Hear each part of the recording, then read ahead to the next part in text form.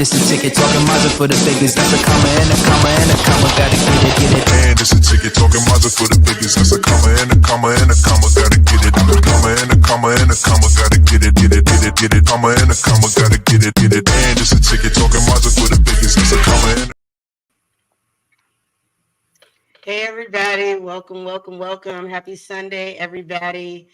This is Waifu Views, your soon-to-be favorite female-led podcast, giving you everything fandom with a side of waifu. I'm your girl, Ebony Moonbeam. You already know you can find me at Ebony_Moonbeam on all social media platforms. Cosplayer, 1/3 of this beautiful host. And, go on and introduce yourself, ladies. Let everybody know who you are. I'll go ahead and go because I love the tagline at the end. Yeah, we got to save her for last. We got to save the best for last. So I am Aisha Morgan. You can find me on Facebook under Aisha Morgan. Everywhere else, it will be sunkissed_waifu. That's TikTok, Instagram, that thing that was formerly known as Twitter, that too. And I am Honey Shar. I go by A Shar of Honey. You can find me on all platforms at A Shar of Honey. Like a jar of honey, only sweeter. Yes. Yeah. All right, and you already know you can find us at Waifu Views on Facebook, YouTube, TikTok, and you can also join our Discord and follow the Blerd Cartel on Facebook, YouTube, and Twitch. And this is your host, your waifus right here. Now, today we have a fun show. I think it's a fun show, because I think we're kind of getting back to our roots again. We're getting back to the reviews and all of that stuff. And today we're going to be talking about the Netflix spectacle that has taken the world by storm. Literally, it's called Blue-Eyed Samurai. It is on Netflix. It has 8 episodes. And currently on Rotten Tomatoes, it has a 100% average. And that's just by critics, and a 96% based off of the audience. And I don't think I've seen anything like that in a very long time. True. Not at all. Not at all. It's crazy. So this anime is really cool, in my opinion. This is the poster for it, and I'm going to move us around a bit, because we have a lot to put up. So just give me 1 second. If it wants to act right, and it don't, because life. But whatever. We'll get it together. It's almost like I'm not in my own StreamYard. I'll deal with it later. Anywho. How did that just pop up? I don't even know. Okay. So anyways. So this the show is based off of, it follows a master of the sword who lives life in disguise while seeking revenge in the Edo period of Japan. It came out November 3rd, 2023. It's an action anime. It is an adult animation. Actually, it is up for debate if it is officially an anime, but a lot of us are considering it an anime if you are in that realm and you enjoy anime. It's driven by a dream of revenge against those who made them an outcast. And this young warrior continues to cut a bloody path towards their destiny. In 17th century Japan, when borders are closed to the outside the world, citizens would never see a face that is not Japanese, except in rare cases of illegal trade. Our hero, which is Mizu, knows there were only 4 Caucasian men in Japan at the time of their birth, and sets off to kill these men, one of whom may be their father, one who made them a creature of shame. But revenge is not usually an option for this person, so they forge a quest for revenge while hiding who they are, as well as their beautiful, stunning blue eyes. So that's the plot summary. I want to know what you guys' first impression was on this show. Now, just FYI, everybody, this is not a quick breeze type of show, though there are 8 episodes. All of these episodes are about 45 minutes each. So just keep that in mind going in. But there was a lot going on. What was your first impression? Because I know when we did our upcoming anime of the year for this new season. I want to say we mentioned Blue Eyed Samurai, that it looked interesting. I don't know if we all put it on our list, but I know it was mentioned maybe as like an honorable mention, because we tried not to delve into the Netflix realm of things when we made those lists. How do y'all feel about it? Like, not how do you feel about it? What was your first impression? Okay. So I was shocked. My first impression, it's beautiful. Like, it's beautifully done. I give them that. Storyline has been great as far as like first impression. I was like, oh, this is where we're going. Okay. I can ride with this out. There were no hesitations. I just needed a disclaimer. Had I gotten a Why do you disclaimer, feel like I'd you have needed no a objections disclaimer? at all. What do you feel like you needed a disclaimer for? Granted, it is for a more mature audience. Definitely. But our first introduction into the mature content was just like, oh, well, hello there. I don't want to give too much away, but I was just like, we know who y'all are. We know what y'all do. But there was just no like baby stepping into it. It was just like, boom. Like, these are who we are. Like, we're going to do what we're supposed to do. And I don't want to give away characters, but the side dude, he was sweet. And so to see him handle his adult business was just like, oh, okay. I just need a little baby disclaimer for that. Just a baby disclaimer. Okay. And what about you, Shar? What was your first impression? First impression was that, like Aisha said, it was beautifully done. I love the art style. I like the range of characters. Yeah, the very first impressions were really good on it when it first started. Definitely. Yeah, for me, when I saw it, well, first off, on this poster, as you can see, it's from the writers of Logan and Blade Runner 2049, which are arguably some of the best movies that have been written in the last decade or so. They're very good. And what's cool is this is an original story. Like, this has no original source material. It did not come from a manga or a comic or a book. And I read that the writers really wanted to do that. Though we say that it is for more adult viewership, they even said that though it is not necessarily for children, they do believe that it should be for anywhere between teens and up. They wanted it to be a show that everybody could kind of appreciate and take something from. They tried to be as accurate as possible with the Edo Japan time period, and I appreciate that. When it comes to just off rip, it looked super interesting. I was worried for a second there about if I was going to like the animation or not, just because it's different. But I can say that I thoroughly enjoyed it. And so now that we have the first impressions, let's talk about some of the, oh, hey, Jim. Hey. So let's talk about, thought I was going to see you again today, Aisha.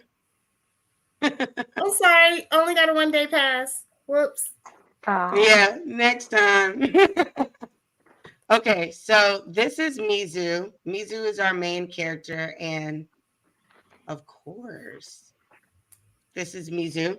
And we looked up here because I want to talk about the acting. These are the visuals. Every photo that I have up here for the most part is the character in the anime and the voice actor that played it. And you would be so surprised at who some of these voice actors are. I didn't even realize who they were necessarily when I was listening to them, but then when I saw their name later, I was like, how did I not put that like together? Because I'm usually really good with voice actors, but this was really done. So this is Mizu, and this is they are voiced by Erskine Mann, and they are from Amaya Erskine, and they are known from Man Seeking Woman. And this is our main character. This is Sword Father, and we'll get into that in a What? second. Master Wait! AG is Shang Tsung. Like, No! yes, yes, I love it so much. Like, I do too. I love him. You know what's You crazy? didn't When you know, look at him, right? he kind of looks like him. That's another thing that I noticed. A lot of these characters some of these characters look like their counterpart, and I'm gonna show you who I mean in particular. So this is the Sword Father. This is the Sword Father that takes Mizu in, and Mizu Te. We're just gonna keep that Mizu in, and he is blind, but he is a master swordsmith, and he basically, because he's blind, but also because he's a kind person, he ignores who Mizu is, even though they know who they are to a degree. So that is Sword Father. You're going to see Taigen. Taigen is an important character, which looks great, and actually somewhat looks like his character a little bit as well. A little bit, yeah. Yeah, just a little bit, you know. And then we have this is our main bad guy right here, Mr. Abigail Fowler, which is done by Kenneth Branagh, which most people do not know this. Not only is this voice actor a crazy, incredible director, but see, now I know Shar is gonna love who I'm talking about because we both like detective stuff and mystery stuff. And this is the main character, Hercule, from Murder on the Orient Express and Death of the Nile. So, which I did not know he actually looked this young in real life. Oh, I love him. No, because like you get older characters. I don't always unless it's one that you recognize, you assume that they're like older. And so I did not think about that at all. Okay. See? Okay. Oh, yep, we're gonna get into that. So another person that was a really interesting thing, which I should have known because for whatever reason this character was annoying. And this is a Kimmy, and this character was super annoying, and I'm trying to figure out why that just keeps popping up a second time. A Kimmy, and this is done by Brenda Song, which most of us know from growing up watching Disney Channel, Disney Child Star, engaged or married to Macaulay Culkin at that. So fun little tidbit there. And I wanted to root for this character so much, but I also could. There was so much of it that was coming across like, oh, small brat, like bratty, but I get it because of the time. But like, still, you're still a brat in a way. Oh, absolutely. Yeah. Oh, okay. I got you. And then, who else?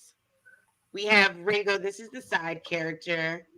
And if you don't know, this is Masi Oka from Heroes. He played Hero in Heroes. So they literally have a star-studded cast. Right. Mm-hmm. I can really see it now. Yep. If you hear him talking, his mannerisms. I know, but I did not put two and two together. So Ringo is an outcast in his own right. He unfortunately doesn't have hands, so his hands look like this. But he is super sweet, and he wants to be great, and so he follows this samurai trying to become a great samurai or to become someone great. And just watching this character's journey is super interesting, in my opinion, and a little bit of a comic relief at some point to kind of tone down because there's a lot of blood, y'all. So, just trigger warning in general. There's blood, there's death, there's prostitution, there's racism. Like the list goes on. I think the only thing we didn't get in this was sexual assault. So kudos to you, Blue Eyed Samurai, for not going down that route. Um, we have the character Daichi, which is Akimi's father, and that is done by Patrick Gallagher. If you don't know, he is Attila the Hun from Night of the Museum, all those movies. That is who he is. We also have Akimi's Handler. bestie and kind of handler and father. That is by the great George Takei. What? Yes, He he played is that the part voice beautifully. actor. And I loved this character so much. I loved him so much. And I cannot believe I didn't realize that it was him. Oh, I knew as soon as he came on the screen because I'm like, I love everything he's in. Like he's I he's do just too. perfect. I do too. I guess I just kind of breezed past it, I guess, which is crazy, but I missed it. I did. And then we have Mikio, which I'm not going to tell you exactly who Mikio is yet because that will be a spoiler. It But would be. they are the voice actor. The voice actor is Byron Mann. If you don't know, he plays Silver Fang or Silver Wolf and the Man with the Iron Fist. That was done by RZA. So I like that some of these characters have all played in other forms of samurai type stuff. This actually, um, aside from this character right here, everybody is of Asian American descent on this cast. So that's it's beautiful to see. We also have Heiji Shindo, which is done by Randall Park, which you may recognize from Fresh Off the Boat and a couple of other things. Really funny guy. I didn't like him. Actually, he was actually quite interesting to me to watch because even though he was dealing, this is Abigail Fowler's side man. He knows who he is. He knows that he is not supposed to be in Japan because they have closed, like I said, they closed the borders off to anyone that was not of Japanese descent. And so they know they're working together to try and overthrow the shogun, if I didn't say that already. And then I think the last character that I'm missing. Oh, we also have this guy right here. This is Chiaki. He is a member of a ruthless gang that kind of works with the bad guys, and you're going to see him multiple times in different avenues. We are like, come on. And then we have Mizu's mother, which I didn't have time to figure out who this was, but this woman right here stressed me out. I'll just say that. And then, but the biggest reveal, the craziest person, in my opinion, voice acting wise, is this one right here. Madame Kaji is the Mulan. Ming Na Wen. And so What? just based off of this, we've gone down a list of a bunch of characters that have voice actors that have been in at least one work that you feel like is fire. So I think they did an excellent job on the voice acting. I did. So let's talk about the elements of the tech elements. Let's talk about the music. Let's talk about the animation because we have a bunch of different animated photos. I know both of you guys mentioned you thought it was beautiful. Let's deep dive into that more. So I can see stuff like that. Because wait, let me get a better look. Oh, the end of this fight scene, the timing of it, and I love how they did it. I don't want to give away too much, but the way the waves splashed up and it, like they kind of concluded, I thought that was beautifully done. The colors were pretty. Yeah.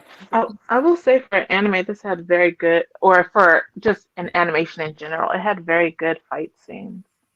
Very good fight scenes. Yeah, the choreography on that was great. And you know, I was talking to someone about this the other day, how they didn't really like the old school type Japanese music that was in this. this anime, and I was like, that's crazy, because I thought it elevated it on like another level. It seemed like maybe they wanted something more more updated, something similar to like the music that we get in Samurai Champloo, which I think is cool. But I think that the music that we got in this helped tell the story, and it boosted the fight scenes, in my opinion. I got lost in the fight scenes. I think the music being like dated did definitely add to it, because this is a period piece. This took place, so it definitely helped. I feel like when you mix this like a period piece with like updated music, it kind of the juxtaposition kind of like messes it up, because you're trying to like update something that was that those instruments and that music wasn't even happening again. So it did help tell the story, because it flowed much better, and you hear those instrumentals and those things that are like remembrance of not only the time but the place that it's taking place in. Exactly. I agree. I don't think I would have wanted to hear anything else. Yeah, I think that it stayed when the creators said that they wanted to stay as true as possible to the time period. I thought they did that expertly. It was excellent. I'm not. Thank you. I was like, I'm not about to do this tongue twister thing. I was struggling, man. Let me tell you. That's three tongue rings later. Now I can't speak. I've only done one. I haven't done none, and I still said it, so you good. So, can we just take a moment to look at this pose right here? Fire.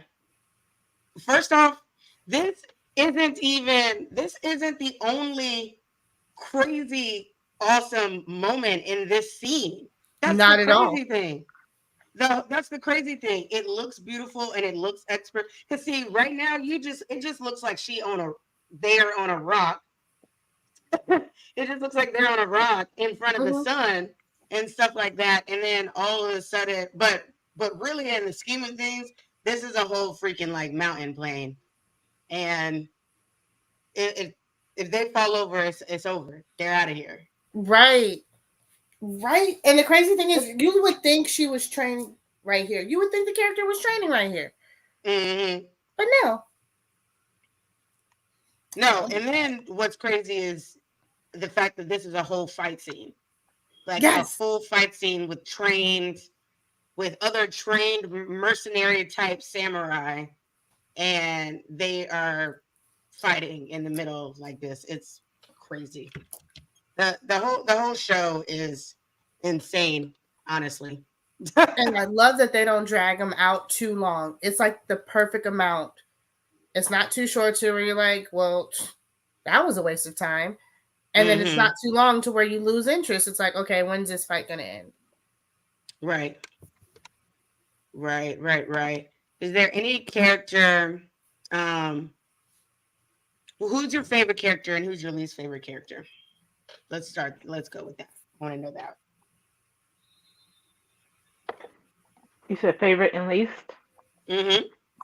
My favorite character, I have a split on favorite character. It would be the swordman, and it would be the one, just because I love the voice actor, but two, I love it when they have like someone who's like blind and expert. You just always go for that. like they have some sort of like ailment, but they're like, A1. So I really liked him. Yeah. So I liked him, and I liked the house madam.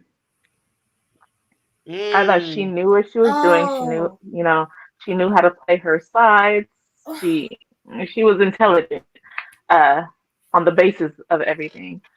My least favorite would actually, besides the main villain, would be his sidekick. I didn't like him. Thank you. I love the voice actor. Yeah. Love the voice actor, but nothing else. Yeah. That's a good actor right there. Okay, Mm-hmm. so far as favorite, you know what? I could easily say who my least favorite is, and Shar already mentioned him. Just from the time he came on screen until I was like, I don't like you. I won't say I hate you, but I really don't like you. So when certain things transpired and he had to pay for his actions, I was like, that's what you get. I don't like you. And then as far as favorite characters, the madam was a good one because we saw like she actually has feelings despite her position. Mm-hmm. But our gentle giant is one of my favorites. I have to say it. Useful. He was so useful. Ringo. He came into the clutch like constantly. Yes. He was always right there. Okay, so my favorite character, aside from the main character, because I really do love Mizu and watching. Oh, thank you. We appreciate you coming through. I love watching the story, and I like how they do it. Like you are constantly, it starts out and you see Mizu as an adult, and then it switches back, and then you see bits and pieces of Mizu's childhood and the things that they've gone through, and then you kind of get back into the real world, but it's never confusing because it's usually like a moment where, oh, they grab their sword, and then they go back and kind of show you why their sword is significant or something like that, or they see a character or why they act the way that they act and stuff like that. So watching the backstory, especially getting farther in and finding out when Mizu kind of really decided to like up their game when it came to the revenge and why and how that played out. I was just shook. I was like, this is so good. So, but aside from that, my favorite character is absolutely Madam KG, because this character, not only I loved how they did this character, because she is a brothel madam, but she is so, just like Shar said, so knowledgeable and smart and capable. She knows the ins and outs of everybody and everything, but you sometimes see in brothel houses like the madam, because like they know what certain people high status people come in and what they like and they don't like and stuff, and so they know how to bring certain things out in these people with their girls and stuff, and so they know all the secrets because they're drinking in there, they're feeling their like their inner vices and inhibitions, like they're just throwing those out like they're all just out there to see, which I was interested about. Yeah, I was liking it where it was like, oh, you think he's a man, but look at what he does behind closed doors and what's going on behind closed doors. Like there's literally, and I'm gonna just spoil this. There's literally like a man that wants to be like, he's supposed to be all strong and all this stuff like that, and this man really wants to be treated like a toddler, and it is crazy. And that is just not even the tip of the iceberg when it came to what they showed us in those brothels. Right. There was a peephole for everything. There was a peephole for everything. So if now when the princess did what she did when she had to prove herself, that's exactly how you do it. Right. That's how you do it. Like, if you're real good, that's how you do it. Right. You ain't even gotta do too much. And the thing is, when I watched the princess do that the first time, because you see her do it with Tyga, and I was like, oh, okay, I see. But I never thought that it was gonna flow like that. So that was really cool. She punk out. I don't know about that, BMT. She didn't punk out. That's not what that was. She kept That is not herself intact, and she did what she had to do, That and the part. job was right. done. And let me tell you something. The job is really done. You really do a great job when you don't have to compromise yourself to get it. Like if I can sit there and I can, for instance, I don't know, convince someone to give me an iPhone or something like that without whoring myself out, then aren't I the winner? And she Technically, ain't she done talk didn't me out even of shit. talk him out of sex. He still got his No, rocks he off. definitely still got his. He got his. He just Sir. and guess what? And I think it also shows in that scene how easily men can be distracted, and especially in that time period, in that realm, like that you can still but it also showed that you can achieve pleasure without penetration. That part. And I Hmm. appreciated that because we get these questions as someone that's pansexual that has dabbled with both. The common question is like, oh, so you just like rubbing up against, like scissoring and stuff like that, and I'm like, you can have a lot more pleasure from that than penetration if you know what you're doing. And sometimes it's more of an emotional connection. I'm gonna be like, let's play a game, close off. I'm sure you would. I'm sure you would. My least favorite character though is honestly, as a bad guy, I did like him though. I'm not gonna lie. My least favorite Yeah. character, as much as I could give it to anyone, was really this one. Because this one But, disappointed. This one disappointed me. but, He No, disappointed me. Yeah. yes, but I he loved doesn't him. I deserve that loved him. spot. No, no, no. Yes, he does, and I'm gonna tell you why. He loved and loved and loved until his ego was bruised, and that showed me right there that he was weaker than I thought he was, and that makes me mad because it's all good. It's all good when he's still on top, but the minute he wasn't on top, then he gets scared and offended and all of this stuff like that. I hated that. But I feel like Mhm. you knew he was a F boy from the get. So I can't like place it all on him.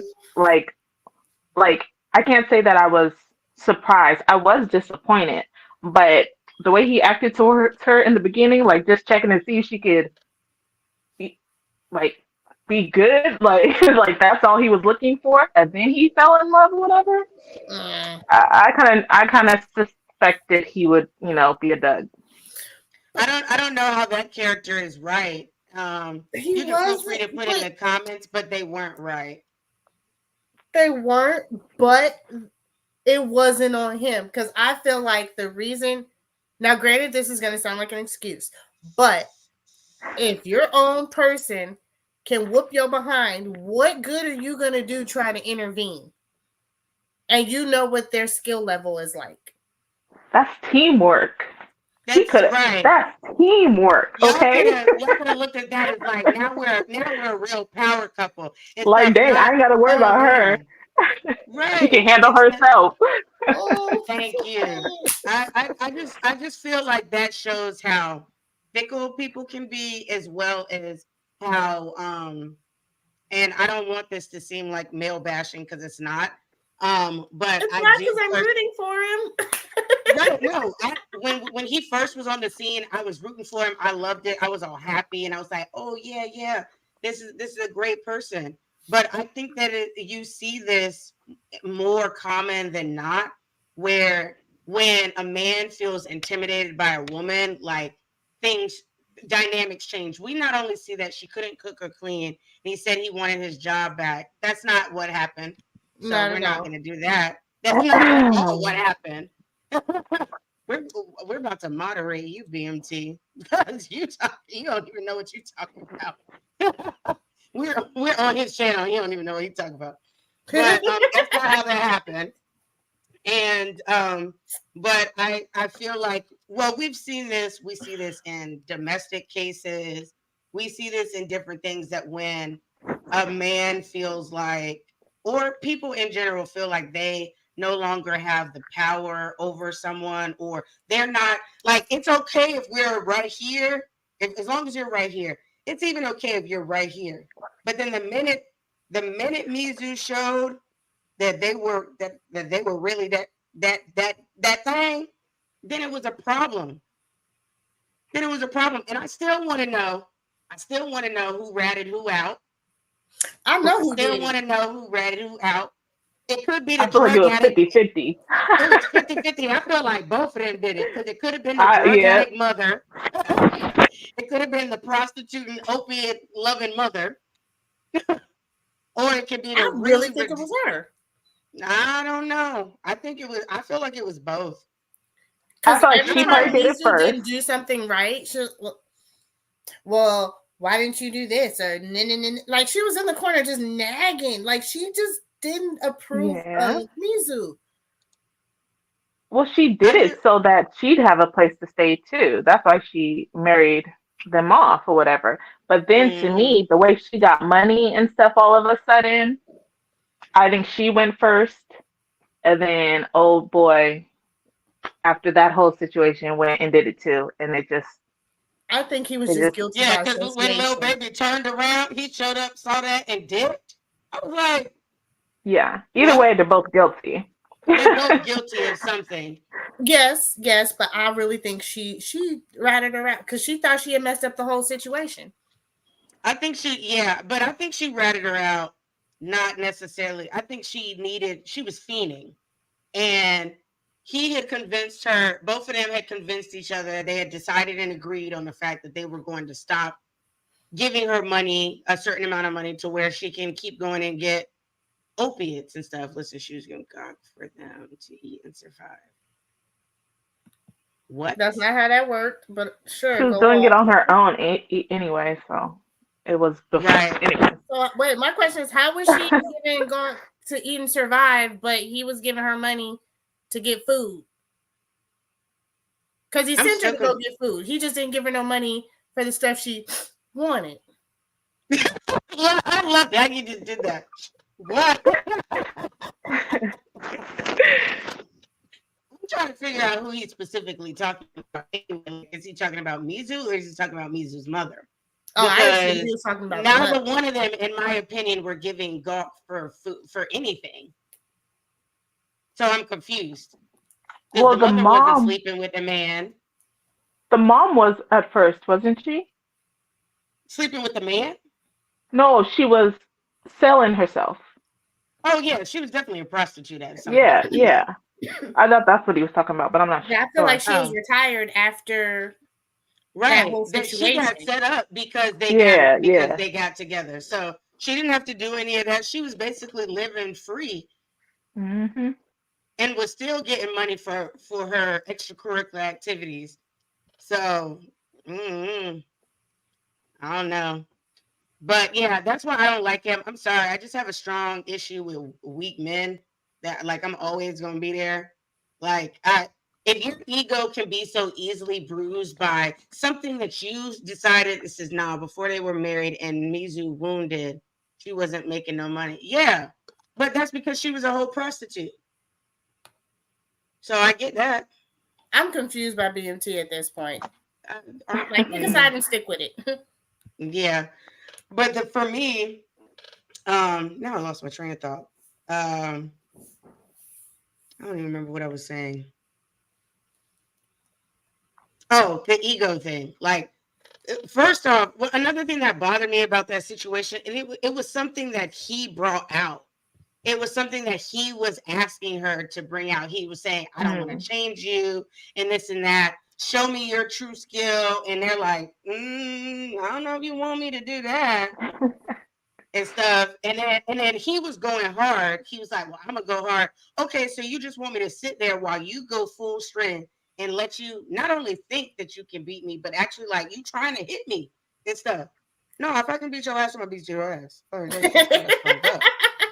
And like that's like women that sit there and they play video games with okay gamers on here. Y'all letting y'all man beat y'all in Mortal Kombat and stuff in Call of Duty and all of that? No. Huh? Don't be over there smirking. She's done it. I bet she's done it. No, because I was gonna use that. I was gonna use that as an example. It is like that because like somebody was beating me in Mortal Kombat, and as soon as I beat them once, it was like it wasn't cool.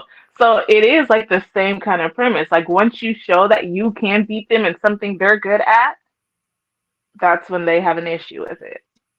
Yeah, Right. because I've been called every name under the book. Because again, I was a Call of Duty girl. Oh, don't let me get in the lobby, especially if we running squads. I got called every name in the book because guess what? Boom, up. Because my name on there was Lovable Angel. Boom, Lovable Angel. Boom, Mm, Lovable Angel. Kill streak, kill see, streak, kill streak. Oh, they hated me. I bet they did. I bet But see, they yeah, did. they can't stand when women can. Well, not everybody, but mm-mm. a certain group can't stand when we excel at things that they think they're good at. Right. And that's what bothers me. It's like there are people out here that say, "Oh, I want a nerd. I want a gamer girl. I want the girl that watches anime." But then when I know more about anime than you, or I beat your ass in Mortal Kombat, then you salty. No, you should embrace that and be like, "Nah, I'm gonna keep playing until I beat her." Because I'm not great at everything. Like there's nobody out there that's like great at everything. So it's just about, okay, like don't get discouraged. If anything, like play more. That's a bonding moment. I'm not about to sit here and be like, oh well, I'm never playing with you again because you beat me too many times. Do you know how many times I've been beaten by an ex before in a game? But then I'll come around and then I'll beat them nonstop in a game. And sometimes just like by pure luck. Remember, we've had this conversation about gaming when I first got back into gaming a couple of years ago when I was playing MK11. I was like, I would be playing and actually trying to do like the move set and stuff. And sometimes I would get frustrated and I would just be pushing shit. But But then I'd matching. win and I'd be like, I beat you. Because they love talking shit when they winning. But then when you win, it's Mm-hmm. They're gonna have nah. to somewhere else because if I could run you into the ground, you can practice all you want. Don't practice with me. Don't squat up with me. Get your skills up and then come back and see me. Right. No. And then the thing is, I even appreciate my guy straight up told me that because I told him that I was not good with like person shooter game and stuff, he was like, you just can't be in my party on Call of Duty. He was like, we're good, but he's competitive. He don't want to lose. And I said, I can respect that, but let's build up. Like, don't just be like, I'm never gonna play with you. And he was like, nah, I'll play with you and stuff. He was like, and I'll also teach you. But I also know that he's not the type of person that once I get good enough, and if I ever were like against him and I beat him or something, he wouldn't be like, oh hell no, we ain't playing no more. Like a video game bruised your ego. Come on, like a swords fight. And yeah, I think that whole situation.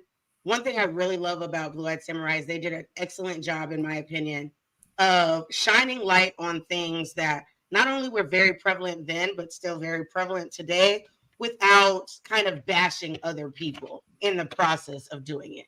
Like they're shining light on, they shed light on racism between like Westerners and Easterners and the color, having blue eyes, denying being a quote unquote half breed because they were both Japanese and white, all of those different things. Mm-hmm. But even then, I still feel like they did it in a tasteful way because compared to, when we watched Oku, where, the men and women dynamic in that, it was very blatant and open to where like there was a huge sexism issue in, in that show, and they put it out there in the forefront, and they made you really realize to almost where when we watched it as women, we were like, even as women, like sometimes we were like, yeah, that's what you get, but then most of the time we were like, damn, I kind of feel bad now, just and we ain't even doing it. We're just women, like, dang, that kind of sucks. Like, so Oops. so I thought that they did everything in a pretty tasteful manner. Even like the sex scenes and stuff. I wasn't sitting there like, whoa, what is this? It was an adult animated show. And I think it tapped into certain things that needed to, like, especially when you, in anime in general, because it's still up for debate if this is an anime. Um, you know, even in a lot of anime, you still live in somewhat like a fantasy.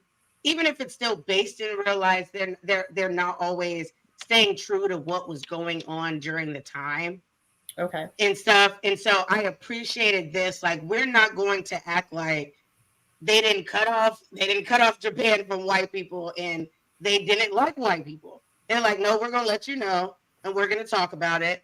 And then but we're not gonna browbeat you. We're not gonna make you think like, oh, this is still how we feel or anything. But this is what it was. And so this is what that time period would have looked like. You know, even stuff like all the soba noodle shops and stuff like that. That could be looked at as cliche to some people, but that was very much the time then. That was how a lot of people made their money in. And even little things like showing the ritual where they before new harvest, they would all jump in the water like naked and do that thing. That Oh, was the really festival. that was so cool. But you know, those are things that really happen that at least back then really happened. I don't know if those are things that still carry on now, but I wouldn't have known that if I didn't not only see it in there, but then I researched it after the fact. And I was like, oh, this was a whole thing. Okay, that's cool. So, and you know me, I love period pieces, so I'm here for it. But okay, so we talked about the tech elements, the beauty, the essence. Do you guys believe that it deserved the overall success that it has had? Yes. Before we give our ratings, I want to know when you see 100% on Rotten Tomato, do you believe that it deserved 100% from critics and what was it, a 96 or a 98% from? It was a 96% from audience viewers. What were the numbers as far as the audience? Does it give us like a ratio of how many, or just that it was 90%, 96% for overall? It just says 96%. Well, and that's the average. It said the percentage of users who rated this 3.5 stars or higher. Oh. So 3.5 out of 5 stars. Out of 5. Mm-hmm. Okay, so okay, I got you. So 96% of people gave it that type of rating. That's and the critics range typically. Yeah. Typically. Yeah. And for it to still push A like 96%, that's pretty good. But then when it comes to the tomato meter, which is like the critics and stuff, that is the percentage of approved tomato meter critics who have given this movie a positive review. That means that every approved critic that has given a review on that has given it a positive review, not a negative. Mm. That's pretty good. I look forward. Is there even a discussion of a season 2, or is this it? Is this all we get? There is a discussion of a season 2. They say that the creators have said that they have mapped out a season 2, but it's up in the air based off of if the audience wants it. So basically how successful it is, which is clear that it's very successful. So we're definitely going to get a season 2 to build on the story. It's just a matter of when. Because it did way too well. It was in like the top 10 shows on Netflix for weeks. Because it just came out November 3rd. Slow. I agree. They have characters you can love, characters you can hate, a storyline you can follow. The animation was beautifully done. The score was done beautifully. So, like, what more do you need to not rate it high? Like, come on. That would be my question. If you didn't rate it high, like, what did you feel like was missing from this to where you wouldn't rate it high? I think, okay, I would still rate it high, right? And it was pretty much 100 for me, probably like 3/4 in.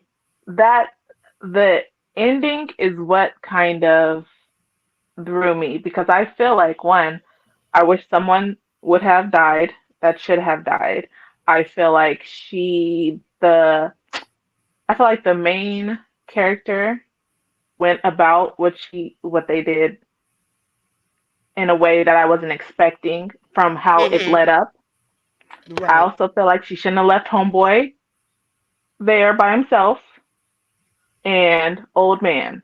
So it just knocked it down a little for me in that aspect. But it was still overall a very well done animation.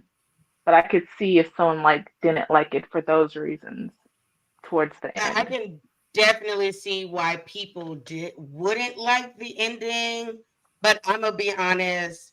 I see what happened because this person is looking for their father.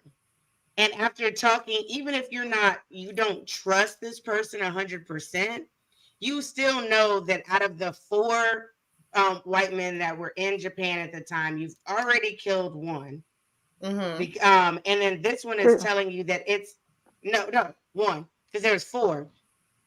They Oh, already so killed one. yeah, I mean he's the second one. Yeah, yeah. Right, he's the second one. And so this person is telling you it's not me. And they're describing another person and saying, I see the features in you that from X, Y, and Z and blah, blah, blah, blah, blah.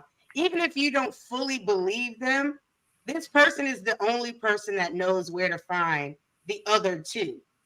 So you kind of have to do what you do and figure out because at that point they were getting leads off of each person that they took out in the surrounding area. But this person was like, you're never gonna find this other person, period. Or whatever. So I get why they did what they did. I am still kind of torn between another thing that kind of was weird is Taigen and Mizu's whatever. Right. Like I'm so torn. I'm like, okay, Akemi, go be a strong princess or ruler or whatever, be all dominant and stuff, and Taigen, come over here because it's clear that that's where your heart is. And then I just felt like it was like towing the line and stuff, and I'm like, okay, are they gonna go down that road? Is it clear that there are feelings there? Like there was a lot happening, little subtle things that I'm a strong believer that there are certain things that the average watcher doesn't pick up. But if you've ever watched BL, you're like, I don't know about that. You can't tell me their fight scene, you didn't feel the tension. And then when they did the slow-mo. Yes! Oh, it was so good. It was so good. It was so good.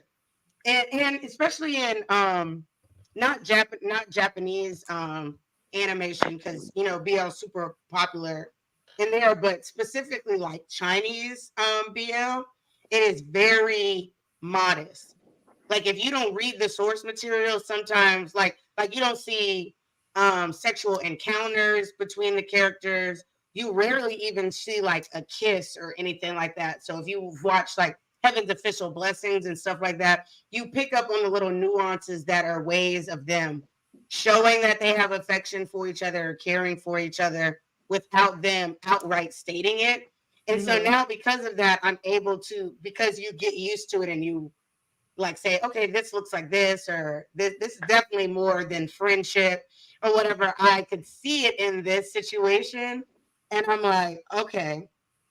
And then remember, this character, Taigen does not know who Mizu is outside of the fact that they grew up together. And so I think that made it even more interesting because it's like, what you doing? But that wasn't unheard of in Japan either. It was a whole Mulan moment. It was a whole Mulan moment. It was a whole Mulan moment. I think people forget that, like in Edo Japan, like stuff like that wasn't unheard of. Like there were full brothels and geisha houses and stuff that were done by men, not women, and stuff. So I think that was interesting. I didn't hate the ending. But I was ready to see Mizu like handle business, especially after everything that they had went through to get to that point. Like, bro, half of the like a whole town is like gone on your revenge. But I liked the nuance of that though. That everything you do for your revenge has repercussions and they don't always affect you personally. Like you're so hell bent on this one-sided revenge that you're getting other people caught up that have nothing to do with it in your mess because you're so determined. And that's unfortunately that's why people try and say like you shouldn't go for revenge and stuff like that, because it affects other people. You know, like if somebody unalives my brother or whatever, like you're not just unaliving my brother, you're unaliving, like you're affecting all of us. And if you think that I'm not coming back for you, you might, like, you and your family are no longer safe. You get what I'm saying? It's a double-edged Because sword. it's over. Right. It's a double-edged sword. Every time you take a life, like that's the risk that you're taking. Mm-hmm. Oh yeah.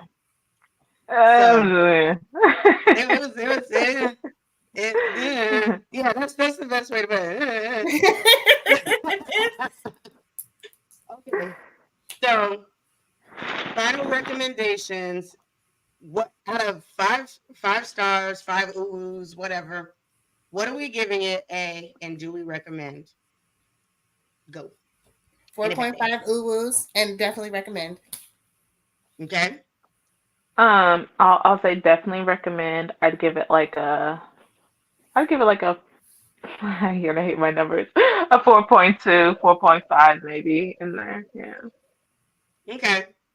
I am going to definitely recommend, and for me, I don't do this often, but I personally am giving it a 5. I'm giving it a 5 out of 5 out of 5 out of 5. It has become one of my favorite anime of the year, and I have watched quite a bit already. It is in my top 5 of the year, and that's with stuff like JJK, Bungo Stray Dogs.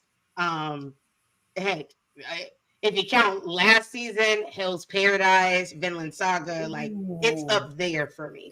Yes. I've not binged a show because I binged that in one sitting. Like after the first episode, I was like, oh, I ain't going nowhere. And I just kept watching. And it was so good. I liked the plot twist. Left and right. The main plot twist, you already know, we're waifus. I'm here for it. That's all I'm gonna say. I'm here for it. I love to see it, and I want more. So, creators of Blue Eyed Samurai, gosh darn it, give us more. Please, you did your thing. We love you. we loved it, and we love y'all, and keep doing your thing. And anytime you want to bring, where you at? Where do you go? Hold on a second. I just lost a person. Oh, anytime you want to give me more of this man, I'm always here for it. Oh, when I tell you I'm always here for it. Second favorite. I can do that. They had a lot of beloved voice actors in the Asian community in this. Because even the bad guy who's been on what is it, the boat show? Fresh Off the Boat, yeah. Fresh Off the Boat, and he was on he's in a lot of MCU things. Mm-hmm. He's beloved, yes, but he played a bad character, which is like unlike him, you know. Mm-hmm. So they had a lot of Brenda Song, George, like it was a whole nostalgia thing there too. Mm-hmm. It was, and I appreciate it. I'm really glad that there are a lot of Asian actors and actresses and Asian American actors and actresses really getting their shine these days, because they were always a lot of times typecasted, just like people of color in general, like were typecasted in certain characters and roles and stuff. And I've just been seeing more and more, these characters that are really becoming beloved and household name characters, really showcasing their culture, like Fresh Off the Boat, being able to, take in, which was, kind of like a version of Blackish, where, we could talk about some of the funny things that happen within our culture, but some of the real things that we have to deal with as a culture as well. So I really appreciate all of that. Seeing some of these characters again, where you've fallen in love with them before, regardless of being good or bad, like even knowing these characters and not watching the whole show and maybe not liking the character itself, you couldn't really not like them because you love who that actor was. It's like, I love this voice actor. Like I don't think you could give me something that, for instance, like the guy that plays, because I always forget his name at the last minute. That plays Shang Tsung, like him, and for instance, the guy that plays as Scorpion now Oh in yeah. Mortal Kombat. When I I tell love you, him. it don't matter Yeah, what that man is in, He's still fine after all these years. he Listen. is still fine. It don't matter what movie you put him in, I'm watching it. He was in Life, watched it. He was in freaking a show called Helix. If y'all want something Oh that yeah, crazy that used to be on sci-fi, Helix is really interesting and it is so underrated in my opinion. And like he's true. just anything that I see his name in, I'm like, okay, I will be watching that. Thank you. Mm-hmm. So I think it definitely earned the praise that it got. I think there's always room for growth and there's always something that is not going to give enough to any particular viewer. You know, when we talk about Full Metal Alchemist Brotherhood, we can talk about all the great things that we like, but we can also mention a thing or two or three that we didn't like, but we still consider it almost a perfect anime, if not a perfect anime. And I feel like Mm-hmm. this was that, especially for us to not get an ending. You know what I'm saying? Like if this was like a one shot where it would be done after this, and they got their revenge and it was done or whatever.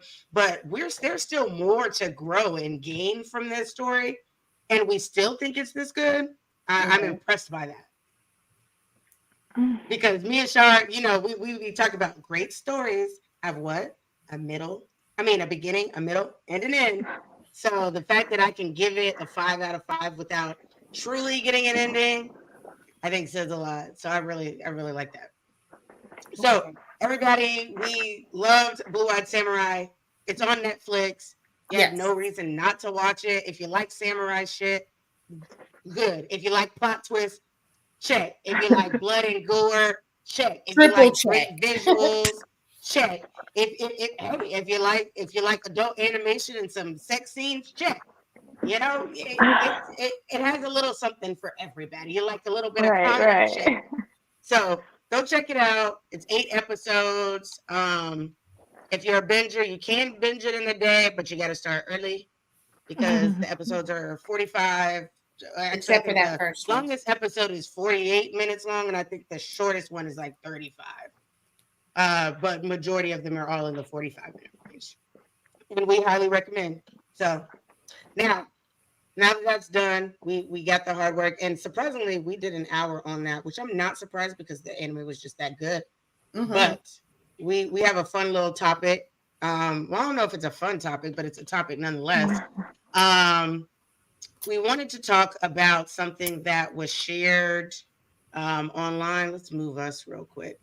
This has been circulating around the Blerd spaces. This shout out to whoever real_tunes is for posting this because it is something that comes up quite a bit. And the question is, has cosplay turned into clout chasing in the Blerd community? And it has a girl dressed up in a Starfire costume, thinking, does she even read the comics, watch any of the shows, or know any of Starfire's backstory? And then on the other side, you see this hot-bodied girl in a version of a cosplay with a bunch of likes and hearts and attention and all that stuff. So first off, I want to know, before we even get into the question at hand, what do you take away from this picture? Because I looked at this and I felt like I could see some things in this. I want to know what you took away from this post in general. Like when you look at this, does it tell you anything?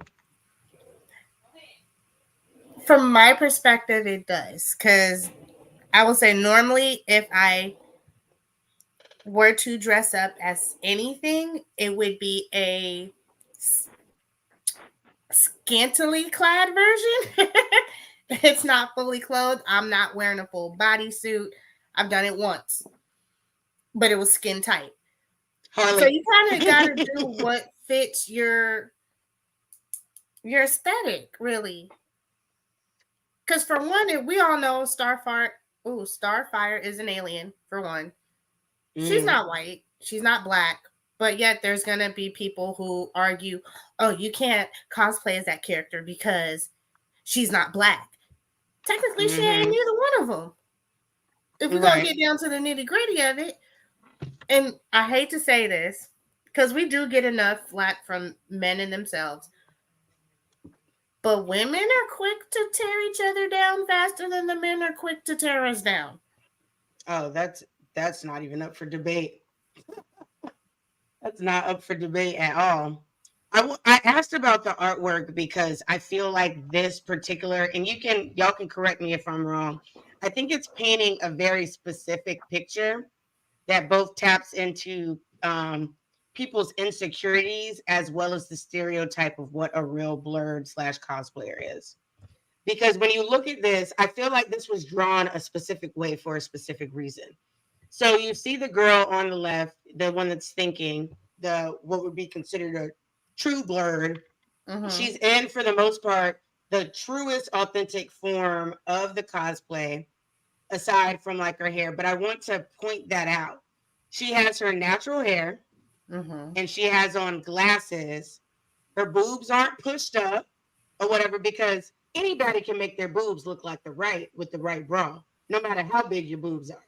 Okay. I think that they were trying to show that this is what, like, you know how when they talk about in the blerd groups in particular, you know, when guys and girls are talking about like growing up and the struggle of being like the weird kid or this and that, or you'll hear men say, where were all these fine nerds before? And then you'll hear one sit there and say, you'll hear a girl say, oh, well, y'all just didn't think I was fine, or this and that. I feel like they're trying to perpetuate and tap into the person that looks like this, but there are also blerds that will do the exact same cosplay as the girl on the left, but she'll look like the girl on the right.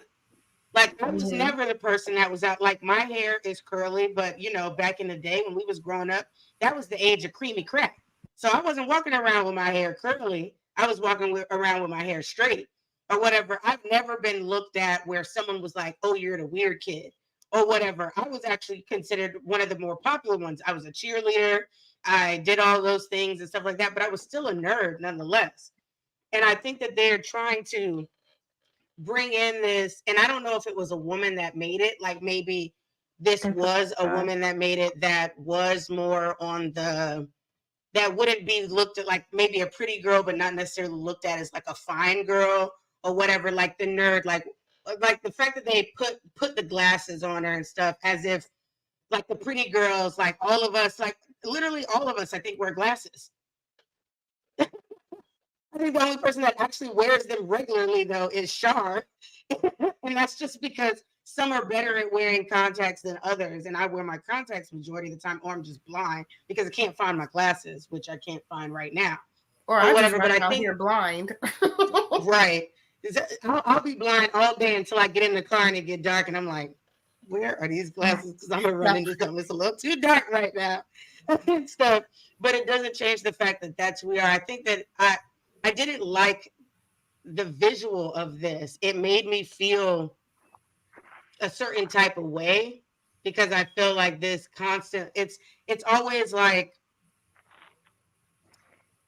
I wish, you know what? I want to say it reminds me, and she'll only get this, where we were talking about, it felt like this girl that maybe seemed like weird or awkward and stuff, and then somehow made us into like the mean girl clique and stuff. You know what I'm talking about? Like that's kind of what it makes me think of. It's like you look at us one way, and then so now all of a sudden, like we're against you. We're the same as you. And I think that they can be both of these things and still very much be blerds. Yes. And very much still appreciate the same things. And there are some people out there, I know girls that are bigger than me. They just have way more confidence to wear certain shit that I just personally won't wear.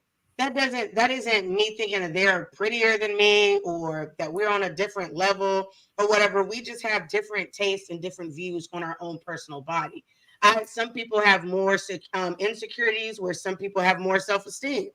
And I think that this was trying to, I feel like anybody that looks like this and anybody that feels like they can, or they either look like the left side or feels like this is the type of cosplayer that they are, it only added to the back and forth that we sometimes feel within this community as women, where it's like, oh, well, she thinks she cute or whatever, but she didn't really do nothing. All she did was put on the bathing suit or whatever and show her boobs or whatever. And it's like, okay. And all you did was put on the same bulk cosplay that everybody else did. So what? Because I've worn Starfire. I've done Starfire, and I have the original cosplay. It looks just like that. But guess what? And I did actually a curly look, but it wasn't my natural hair, but it was a wig. But I could have easily done it with straight red hair. I just wanted body. So that's why I did it differently. But It looks I could have awesome. did the bust down. I could have did the bust down. I could have did the bathing suit or whatever. It's just really the only reason I didn't do the bathing suit is because me personally, I just don't like the tummy on me. And at least with the other cosplay, I could pull the skirt up a little bit higher. My waisted skirt, boom. But I don't see it's just a really touchy subject. And I think that the photo was done in this particular way to add to the friction, in my opinion. I don't know if they did it because they only intentionally. have hearts and likes on the one in the bikini. Right. Like the Which one we on the know left left got can't have some. hearts and likes and all that stuff. Being in a full cosplay or a genuine cosplay or authentic or whatever you want to use, like whatever word you want to use.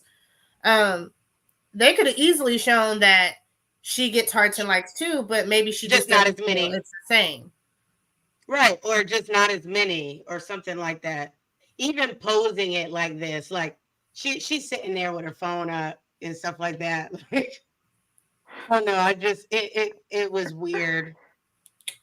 I felt a certain type of way about it. I was like, are you trying to add more to the strife between women in this space, or were you just trying to shine a bigger light on the bigger issue? Because it is an issue.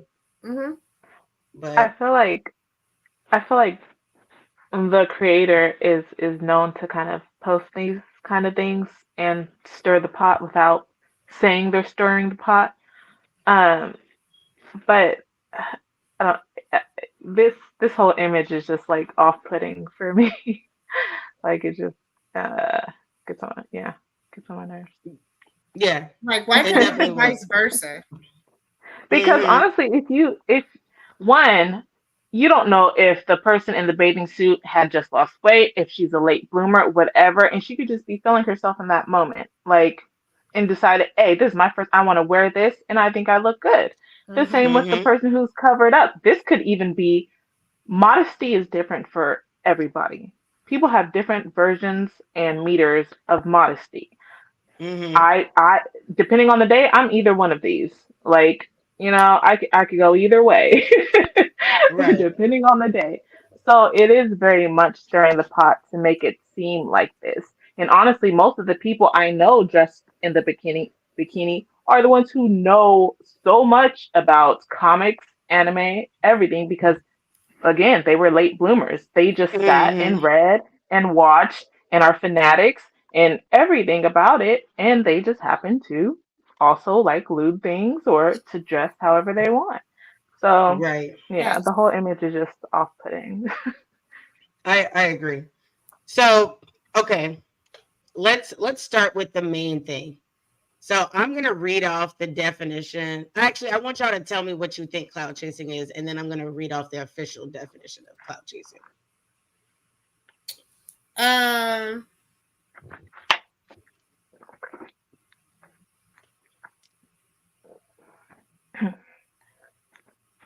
mine's kind of like broad. So it would either be partaking in a trend or doing something, um, even antagonizing another person Hmm.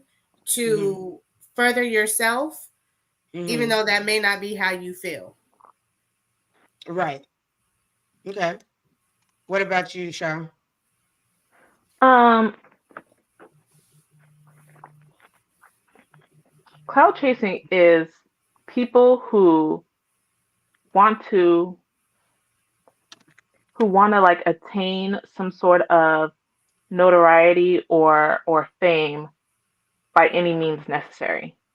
Yeah. Mm-hmm. I feel like. So it doesn't matter if it's good publicity, bad publicity, if they're hanging on to someone who has more clout than them, if they have to be negative to do so, or positive, or like overly positive and acting like they're just such this, whatever is going to get them that notoriety or fame, that's a clout chaser.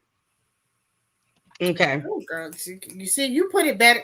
Her brain works better than mine when it comes to stuff like that. I'm gonna admit that. Okay. So I'm gonna read what LinkedIn put as their definition of clout chasing. I don't know why LinkedIn has this, but it's there. And it's from June 7th of this month, so of this year. So they have clout chasing simply refers to the practice of individuals or brands seeking validation, recognition, or influence by associating themselves with popular trends, events, or influential figures. I believe that this is a misconception. I think that is what clout chasing has now, like the term has now become. But dictionary.com, for instance, is the way I've always seen clout chasing. Okay.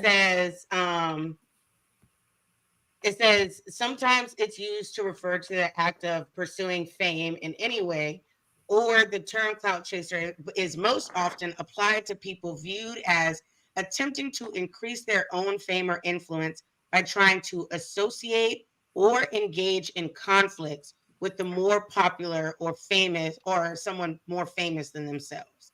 That is how it says, I'd say clout chasing is doing something that specifically gets you over with a specific trend. I'm gonna get back to that because I don't know if I fully agree with that, but I don't know if I disagree with that either. Because I think this word in itself is very broad. Well, it's vague, so like you can go one way or the other. When I used to hear clout chasing when it first came up, it was like, oh, for instance, I would start a beef with like it's like me starting a beef with a random beef with Cutie Pie Sensei or some other like big name content creator or cosplayer to get my name out there. Like for instance, if anybody watched the crazy beef that happened on TikTok in anime TikTok between Black Wizard King and King Lions. The perfect impression that I had of clout chasing was what was his name was oh gosh, I wish I remember. Basically, he likes to like rap or whatever, and he inserted himself in this drama, was like instigating it, having lives to get people to say their opinions and stuff like that, which was really just getting other content creators involved in the mess. And then, but because of that, it built up his following as well because people wanted to watch his lives and people wanted to do X, Y, and Z and stuff. And I felt like that was straight up clout chasing. Like you took advantage of a beef that you had nothing to do with it and somehow made yourself a part of it with never officially choosing a side. Like you would agree on one stance here and you'd agree on one stance here. But then you were fueling fire, like you're adding fuel to the flames and making it a bigger thing, but not necessarily for them. It was because it was getting you more likes and views. And so lots of times that's how I look at like clout chasing. But one of the questions I want to ask y'all is, has social media and the need to give like negative, unsolicited personal opinions of others' choices and lives make us believe that there is an issue with wanting appreciation and attention, specifically online? Social media nowadays, because if you telling my age, I don't care. When we had MySpace, we didn't have all of this. People could still talk whatever and then not necessarily get out of pocket, but there were repercussions because the people on MySpace you were closer to. Now, granted, you could be friends with somebody across the country, but it was more so your network and your people within your city, within your school, whatever. So you weren't getting randos from across the country. You weren't getting randos from across the country coming onto your stuff saying like, "Ew, why'd you post that picture?" It was like, "Ew, but why are you on my page?" Like, and then back then you could just go on about that. I'll never forget. I'll never the thing that really blew me was when they added, what was that thing? It was called like Ask or something, and like people would just like ask you the most like, or whatever it was, where they could send you something anonymously, and they would just like Oh, talk horribly about you. They would call you all types of things. That I feel like was the beginning of all of this like chaotic nonsense, where people are just giving unsolicited opinions and advice about your personal life. But I think people forget, because people will be like, "Oh, she's clout chasing. She's doing this."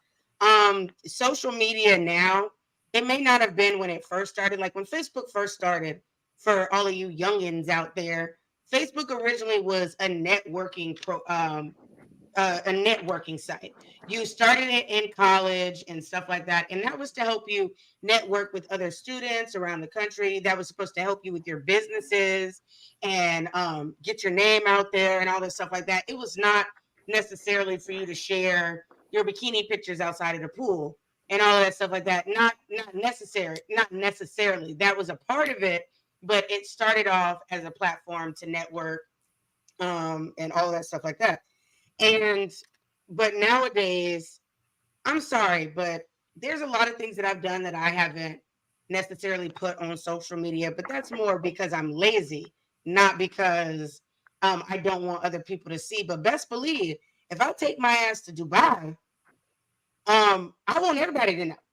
And not because I'm clout chasing, but because I was able to take myself to Dubai. And so this is how that went down or whatever. And I don't necessarily think that is me saying, "Oh, I'm going to drop this photo or this video because I want people to make me go viral because I'm in Dubai." But I want people to be able to appreciate what I appreciate, and to say, like if I buy my first Louis Vuitton bag or something like that, you know what I mean? Out of my hard working money, or, people that finally get to say, "Oh, I paid off all my student debt." Is that clout ooh, chasing, or is that saying I had an accomplishment and I want to share it with the people in my life?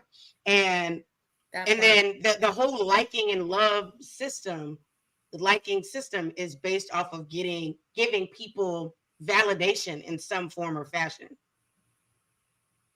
So it's like, what is the threshold between, "Oh, this is just her posting this because she felt like it," and then this is, "Oh, I'm trying to get my views up." I think there is no threshold anymore. I don't either. We've lost control of whatever real boundaries we had when it came to social media and the internet, Hmm.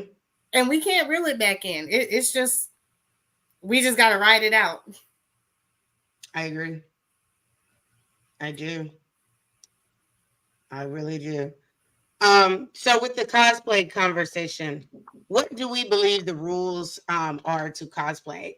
Must you be well versed in the character and the character's backstory? Do you have to be true to the cosplay? What is the rules to cosplay? Because in my eyes, and I don't think a lot of people know this, because though cosplay is not new, cosplay is newly popular, and to where a lot of people know what it is and want to participate.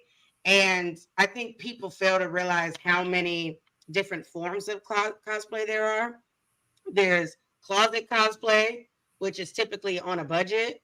There are cosplayers that are cosmakers, that literally always create their cosplay builds and their creations and stuff like that. There are people out there now that have the opportunity to be able to buy their costumes online, or have people commission people to create their cosplays. There's casual cosplay, where if I, like, for instance, perfect example, Velma. I don't need the magnified. I've seen so many different versions of Velma, but if you see that orange shirt, whether it's an orange shirt, an orange crop top, an orange bra, an orange fishnet top, or whatever, and you see the maroon or red bottoms, regardless if it's a bikini, a skirt, a jeans, or whatever, Mhm. and you got on glasses, bitch, you Velma. And I feel Mhm. that. And I feel like that is that is what like closet cosplay is. That's casual cosplay, and I don't have to go find a magnifying glass to for you to know who I'm trying to be.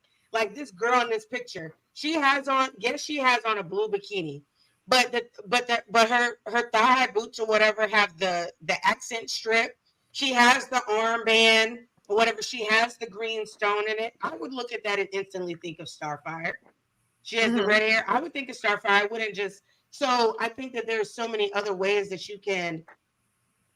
The major had arrived. Has arrived. I don't get it.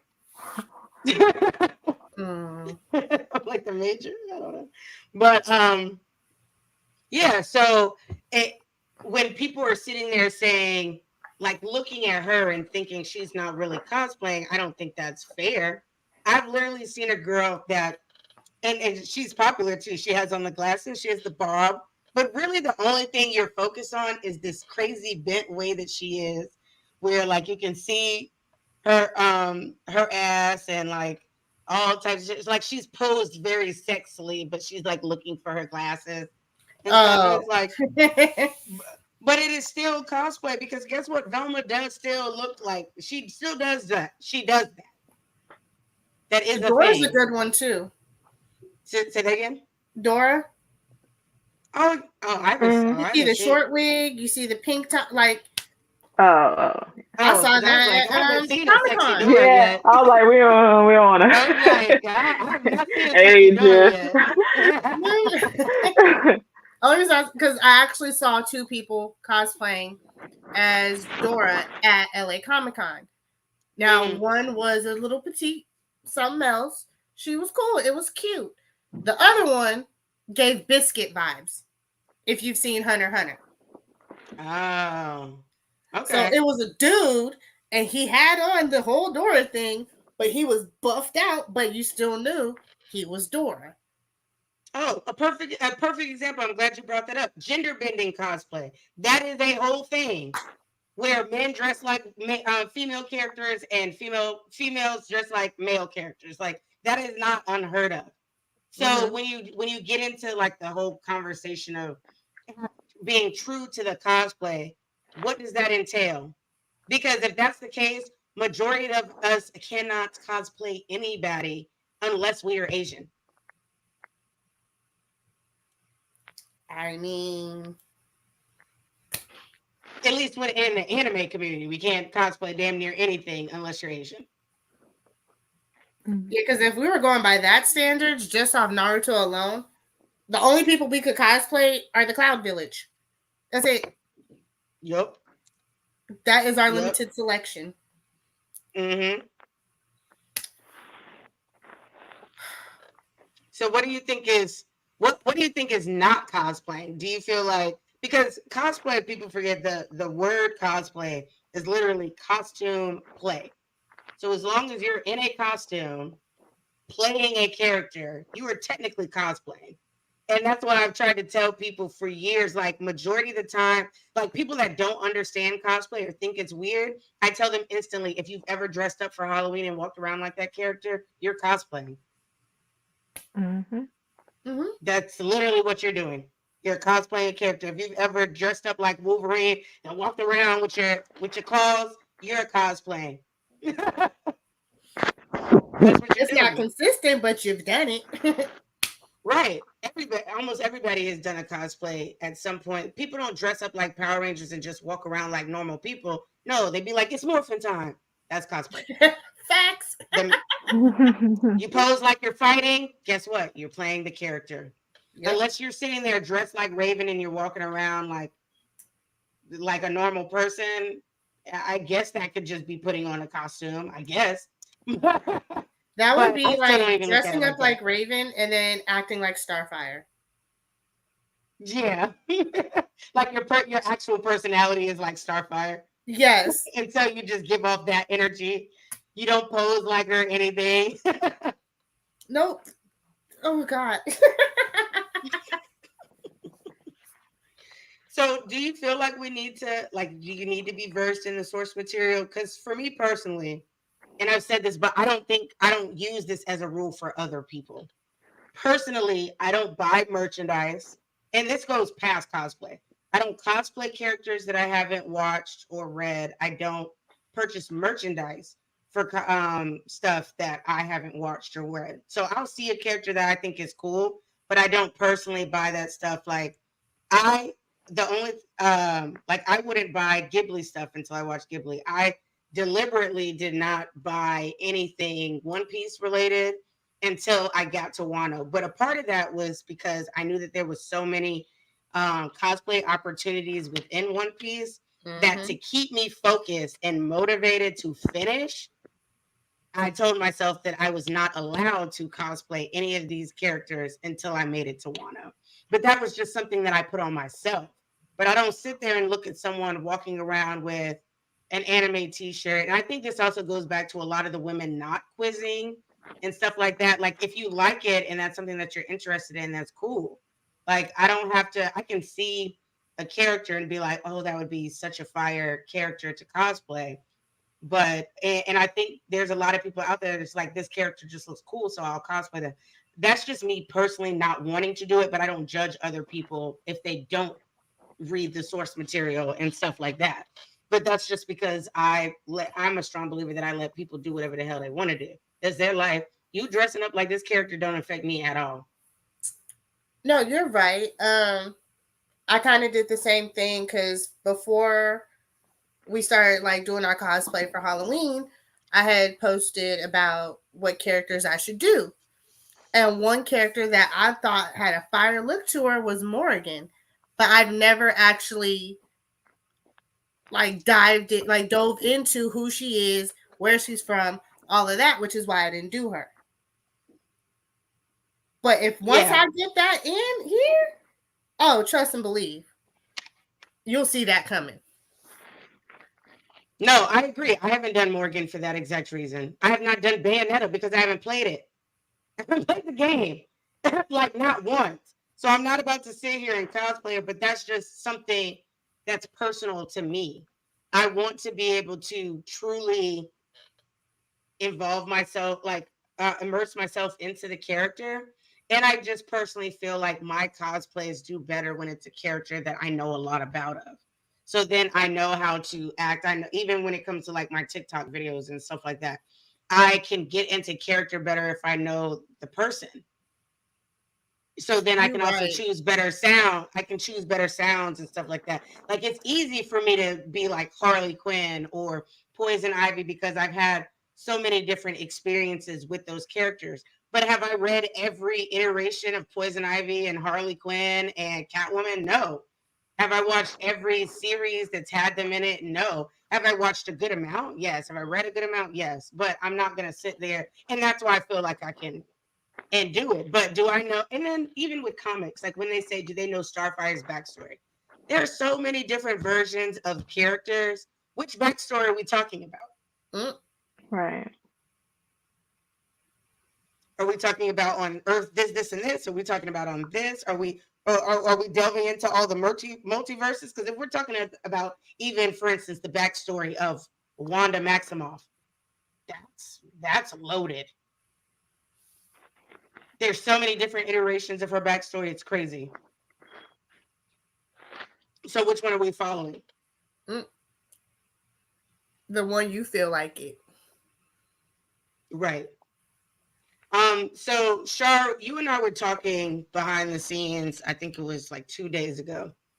And we got into the conversation of modest cosplay versus lewd cosplay and stuff like that. Before we get too deep into that, because I do want to get your opinion on it, we both kind of agreed that two people can put on the exact same cosplay, do it the exact same way, and be looked at differently because of either who they are or what their body looks like. Right. Why do you think that is?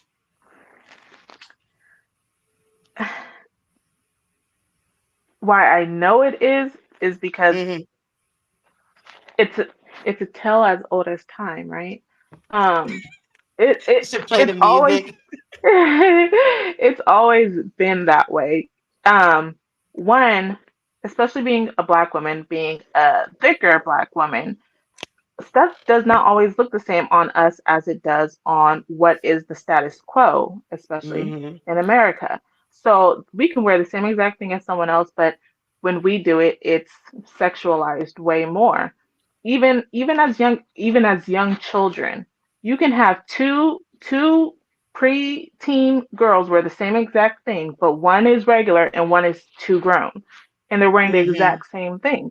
Hairstyles, everything gets placed differently. And Oh, I yes, can wear pink hair, and a white girl can wear pink hair, and she looks cool, and I look ghetto. ghetto, like that's how it always is, and that's just like what we have to deal with.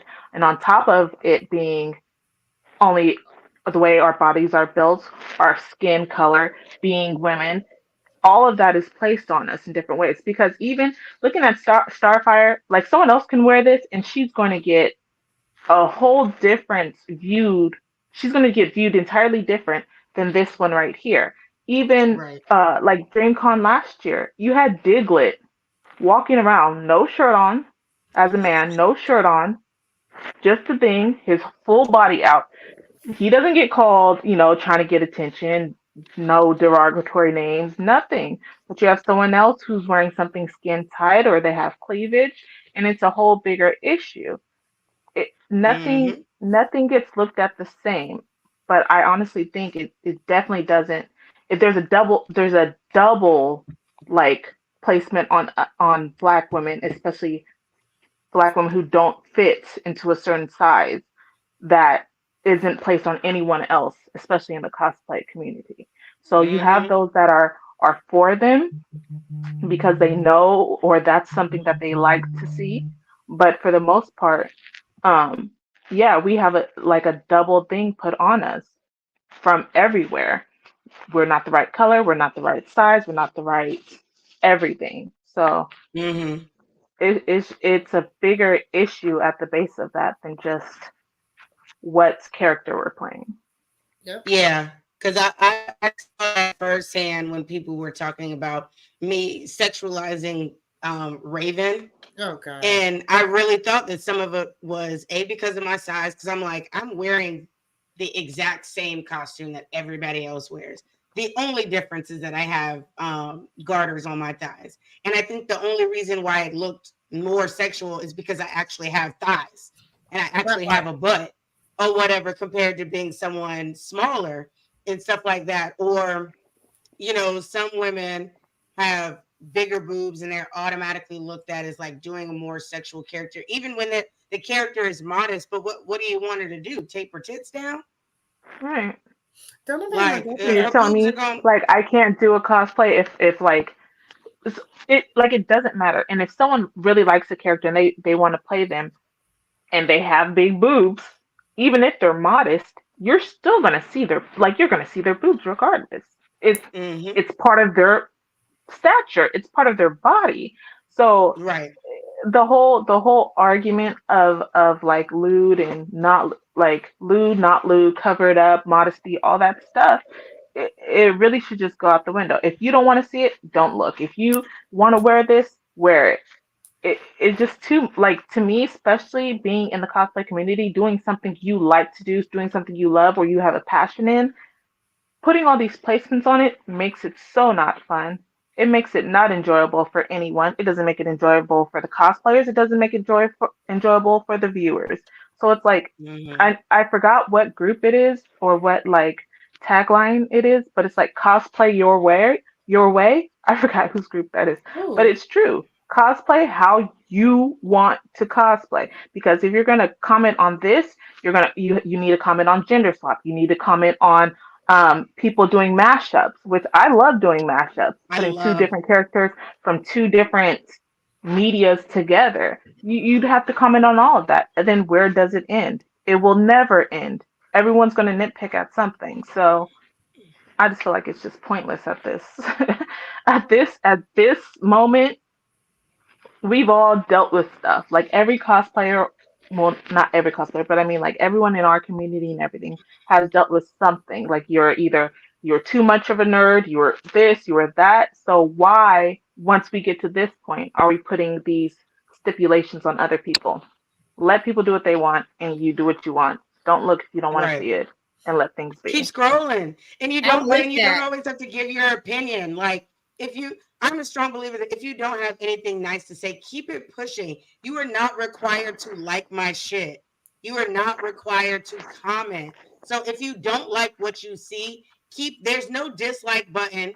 So guess what? Just keep it moving. The lack of view it is your dislike. You view it, Right. and then you'll go on there in your comment and you'll say something negative. But guess what? You're still making me more popular because you're adding to the engagement of my page.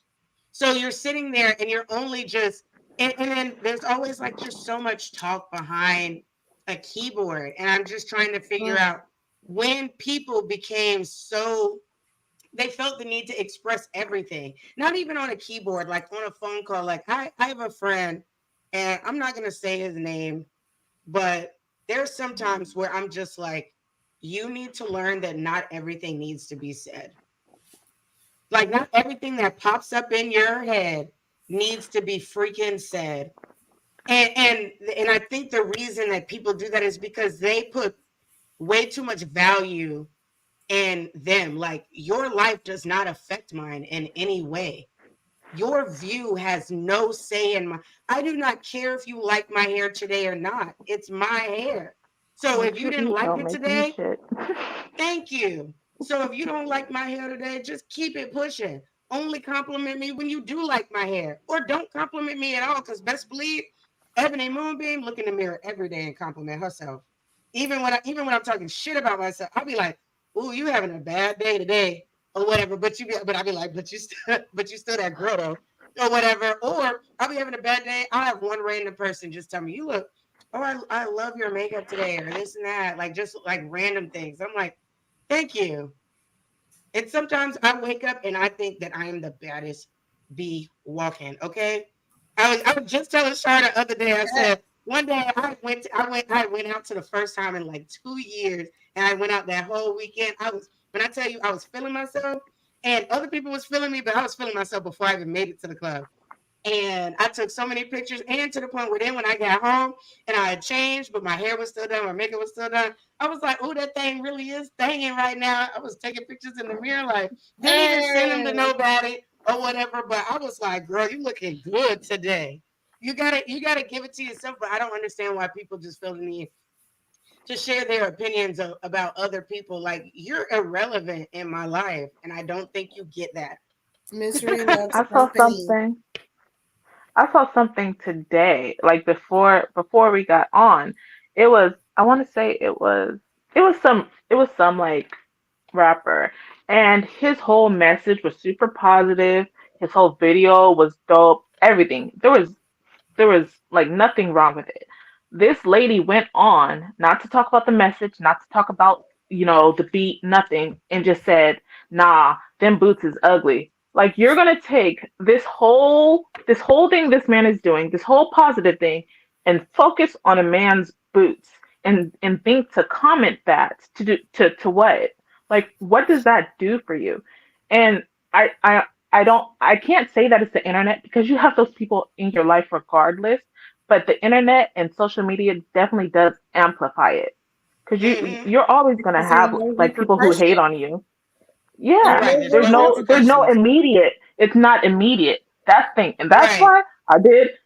Back in the day, I did learn to find people's IP addresses and stuff, because I was like, you ain't gonna talk to me, and if I send you your address, then you quiet or apologize. Right. So, Okay. Or don't so play. yeah, it definitely is, because you don't get immediate repercussions anymore, because they know they would not say that face to face with any of the people that they decide to leave these comments on.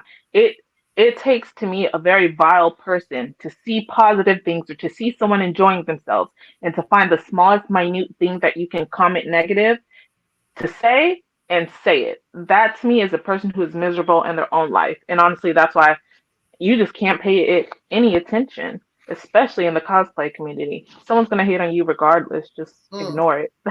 Well, people are always going to find the negative. It's funny that you bring that up. And since we're streaming on BMT's channel as well as other channels, I'm going to bring this up. So a couple of days ago, a couple of nights ago, BMT was helping someone that was on the streets or whatever, and he got them off of the streets and took them to a shelter. And then before that, got him some food, because I guess he came across them and they were getting like beat up by some guys and all this stuff like that. And he was like, well, these are my friends and this and that. And he can't go home for whatever reason and all this stuff like that. He picked him up, he took him to get something to eat or whatever. And then he tried to get him into like a halfway house for the night, which people have a common misconception that halfway houses are only for inmates. Halfway houses are similar to like sober living houses. Anytime you come out of treatment, you can go to them and stuff like that. So, and shelters are forms of halfway houses, depending on which one you go to. And so after he's saying all these things, and I'm watching the live, and I'm watching him express his feelings on certain things and stuff like that, he lets me know later on that someone, instead of ignoring all of the positive things that he just did and all the things that he was preaching and trying to get people to do and understand how big the homeless population is in our country right now, and the lack of resources, and how, you know, even digging in trash cans for food and stuff like that in certain areas is illegal and all types of stuff. Someone was more concerned on why him as a married man was out late at night. And I'm like, well, he grown, so he can do whatever the hell he want to do. And why is that any of your business? Why aren't we focused on the positive aspect? You decided to bypass all of that to bring up this one thing that is irrelevant to this particular conversation.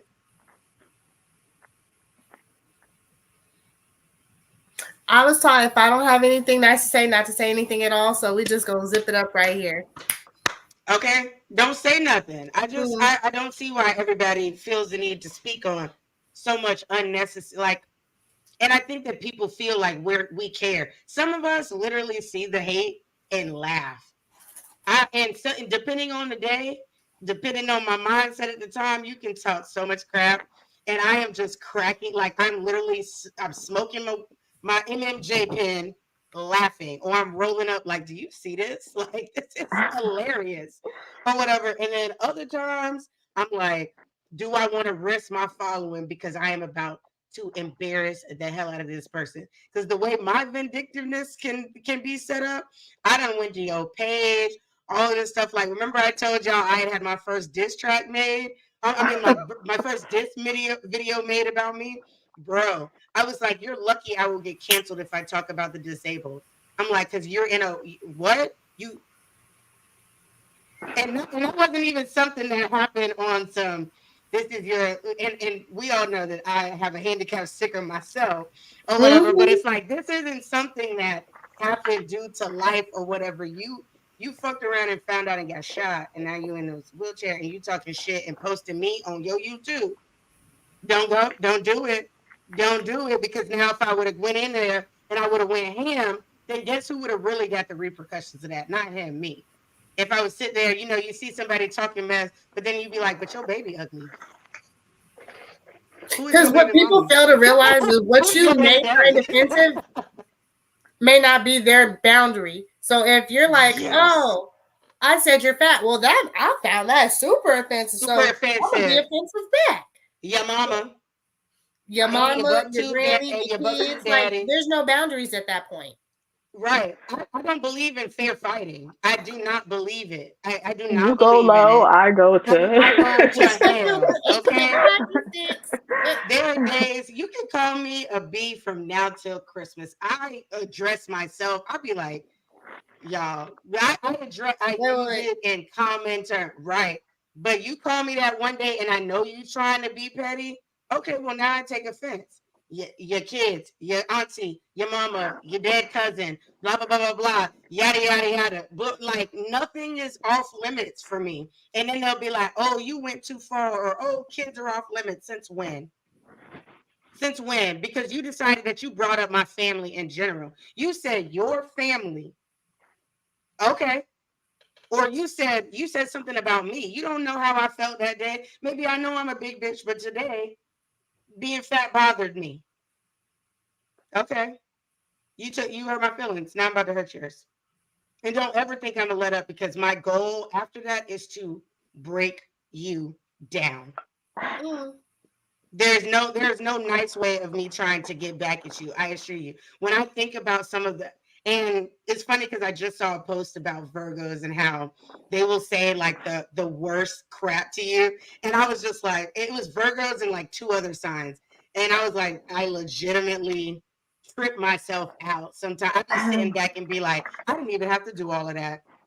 Mm-mm. Listen, Scorpio was I think definitely on Scorpio that was list. on it. Yeah. Because I think it no, was because I Virgo, don't think Scorpio, and Aries, maybe. If Aries probably because wasn't, it's because we was already getting physical. Once we pass a I'm certain about to point, see too. ain't I'm no about to mouthpiece. I'm about to see if it's still on my page. because What it like was. I feel like you guys don't. I feel like you guys know the nice me. Mm-hmm. Like I used to be extremely horrible, not extremely horrible, but I did not take kindly if people said something like wrong. I went even further, and so there is still like even though I've grown and I'm back to my sweet Growth. self, there is still like one of my friends who will still send me memes and everything of like the shy person who really is about that act. Like they'll send me all these things because they know like you don't want to take me outside of my character. You don't want to make me upset. Like I'm smiling now, but be careful because me smiling is not a Smiling with the good third thing. eye, like, okay, So like okay. Oh yeah, yeah, like that's all right. Okay, keep so talking. I feel like even on the internet, you need to be careful what you say to people. You don't know who these people are. You don't know what they're capable of. You don't know if this was even just their last straw on something. Why do you feel the need to want to do this to another human being when you going to mess yourself? Just for what? What is the reason? Like, just be careful. Tread lightly. Be kind. Be Like, just kind be kind. or be quiet. Either Be way, be kind or be kind or be quiet. quiet. We need to make that a whole thing. I'm gonna buy a shirt that says "Be kind or be quiet." That's Because if you say And that's if anything you it. crazy to can't me, follow like, either, get yourself yo, some I'm face not even gonna. masks. I'm not even gonna lie. Let me tell you how crazy it is. So when I first got my nose pierced, now as y'all see, I have 3 piercings. When I got my first one, I was maybe like a freshman in college or something like that, and I posted it on Facebook, and everybody was like liking it, like, "Oh, it's so cute! It's so cute! It's so cute!" And we've moved on past this. I love you, Auntie. But so my mom's sister, my aunt, which I love to death, or whatever, which saw me earlier that weekend, she didn't say anything about my nose ring. And then, but on the post, then she posted and she was like, ew, or something, because she's not a big piercing person. And I Mm. was like, excuse me. And then I kind of went back and forth with her for a minute. And she was like, well, everybody else got to put their opinions on there. I said, yeah, they said nice things. I said, they're not sitting there saying negative things. And I remember called my mom and I was over it. And my mom was like, but then just block her. I said, say less.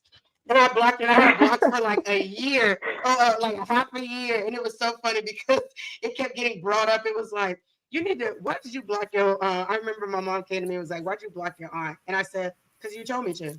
And she was like, I did. And I told her the story.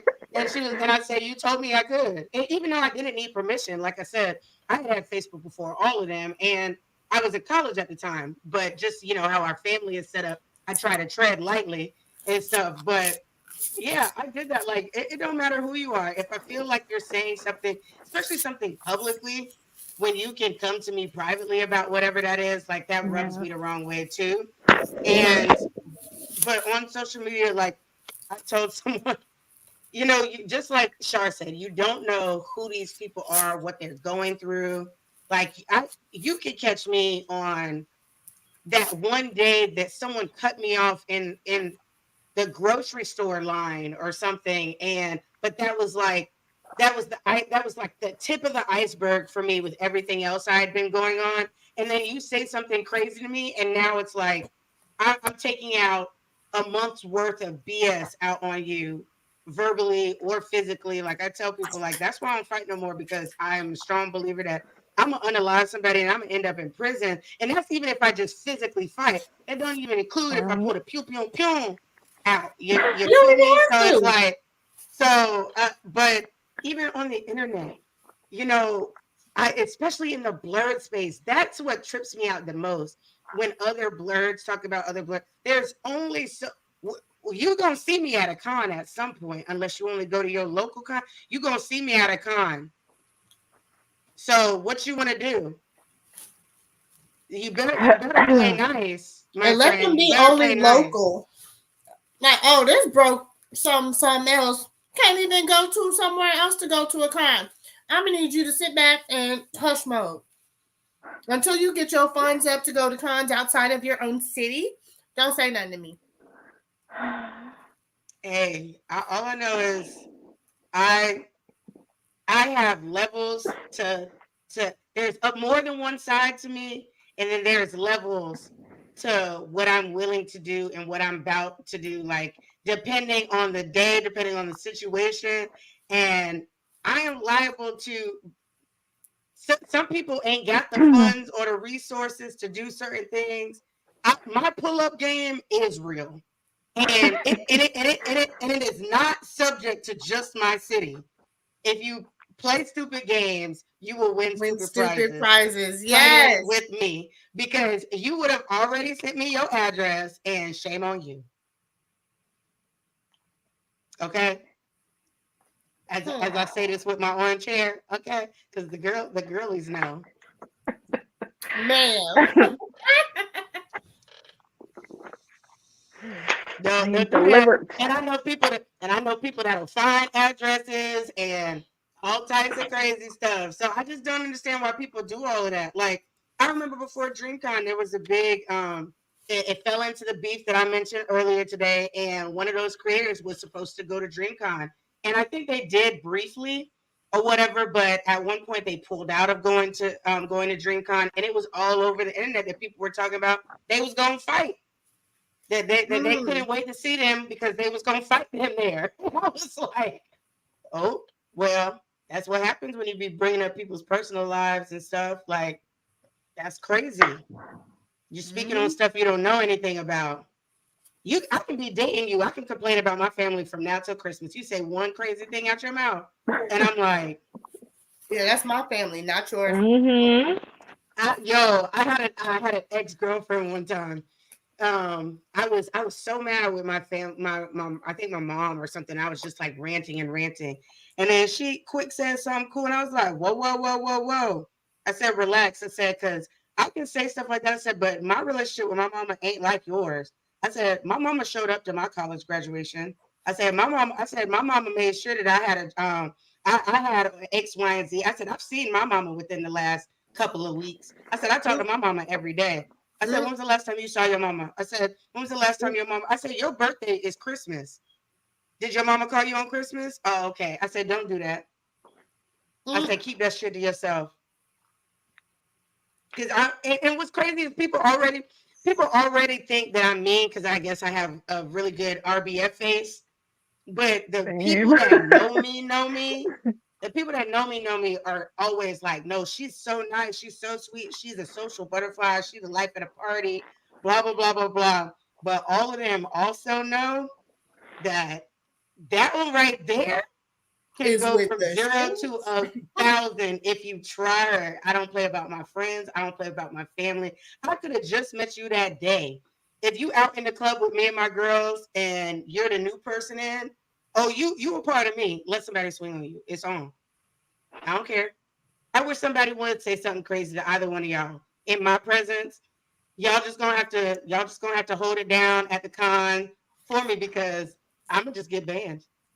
Because I'm gonna handle business. Y'all better calm me down. I wish somebody would. Like, I don't play by my people. We can stream from outside.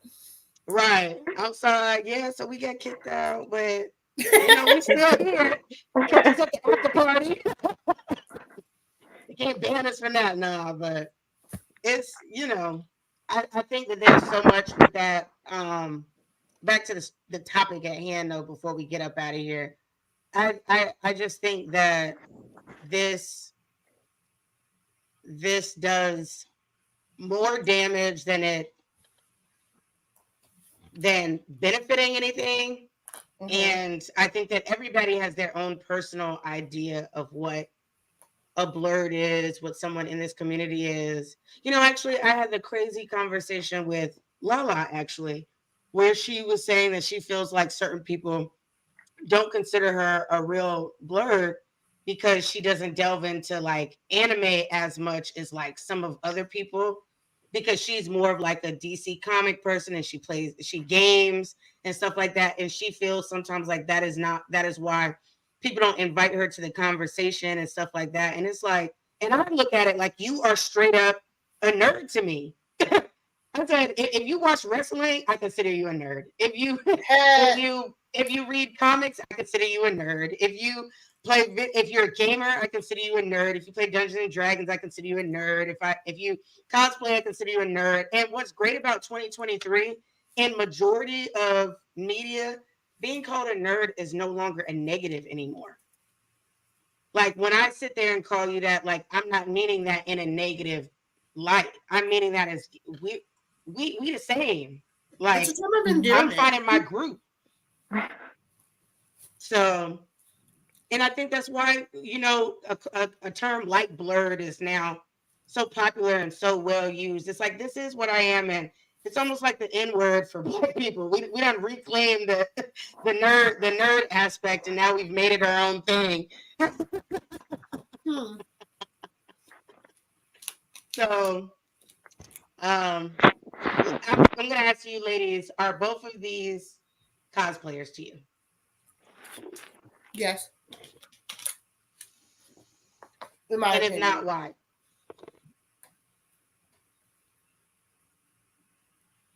Are you thinking? Oh, is it on me? Mm-hmm. Oh, yes. I said yes. Oh, sorry. I didn't hear. Yes, I feel like the other is a little judgmental, but yeah. Mm-hmm.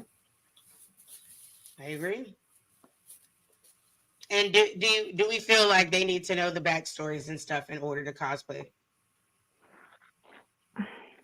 I would say not necessarily. It would be a benefit. It would be a benefit if they did, but if they don't, there's some cosplayers who are okay. There's some cosplayers who are not okay with cosplaying people they haven't, and there's some who are, because the people who follow them or their fans or people who friends told them, hey, you should cosplay this, and they just do it for that reason, or they like the way the character looks. So I can't knock them for it. I feel like I don't think they have to know the full. Yeah, like you can cosplay Tom from MySpace. You can cosplay anybody. So it's like, if you know. Oh, yep, original cosplay. Forgot about that one.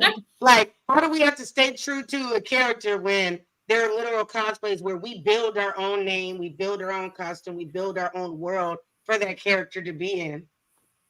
That is literally the essence of Black Fayday.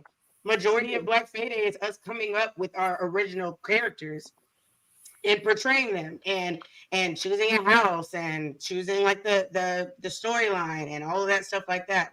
Sometimes it's just as simple as choosing a name with a look, and it's like, this is a cosplay.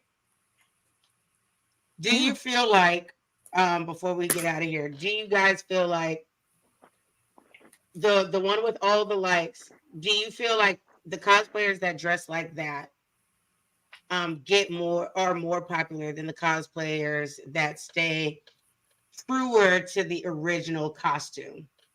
And I say true to the original costume, not like the character or anything. Just, do you feel like people that dress like the girl on the right are more popular, or is this just something that people tend to believe but is not always accurate?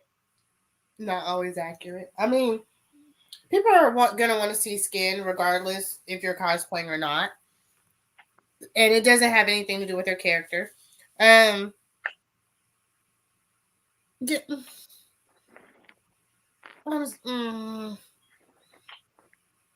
I'm glad you mentioned that, though. I'm glad you mentioned that, though, because another thing that I had forgot to say when it came to cosplaying and stuff like that, I look at it as no different than when you're taking a picture.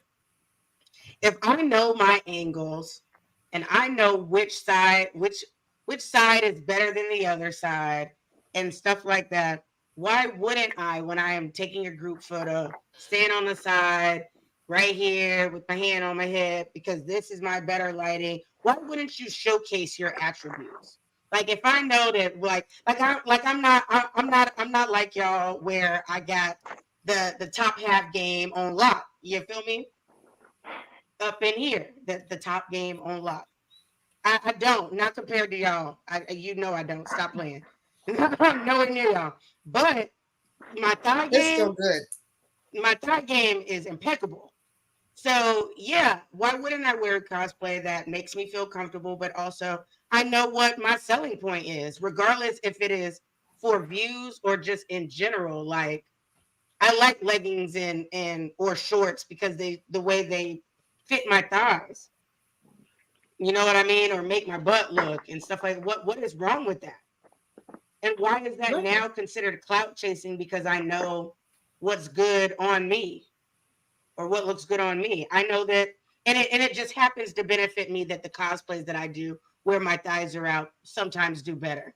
But that's not always the case. I did a full Shigo in a full bodysuit, right? Everything was covered. Your Shigo is fire.